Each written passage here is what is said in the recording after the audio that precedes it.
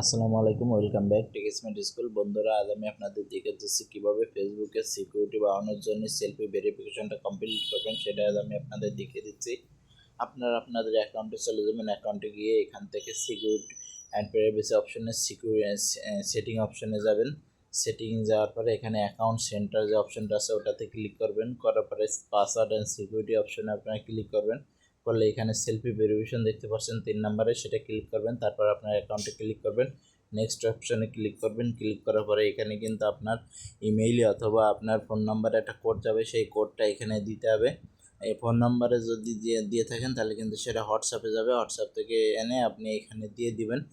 দেওয়ার পরে যে কন্টিনিউ অপশনটা আছে দেখতে পাচ্ছেন, এই কন্টিনিউ অপশনে আপনি ক্লিক করে দেবেন। ক্লিক করে দেওয়ার পর নেক্সট অপশনে ক্লিক করবেন। তারপরে স্টার্ট সেলফি অপশন আসবে, স্টার্ট সেলফিতে আপনি ক্লিক করে দেবেন। এরপরে এখান থেকে সুন্দর করে নিচে যেভাবে যে পজিশনে মুখ রাখতে বলতেছে ঠিক সেই পজিশনে মুখটা রেখে আপনার এই সেলফিটা কিন্তু কমপ্লিট করে নেবেন। প্রথমে মুখের ভিতরে রাখবেন, তারপরে ডান দিকে বাম দিকে এভাবে ঘুরিয়ে ঘুরিয়ে কিন্তু এই সেলফি অপশনটা আপনার কমপ্লিট করতে হবে। কমপ্লিট করার পরে তারপরে এই সেলফি অপশনটা ডান হয়ে যাবে।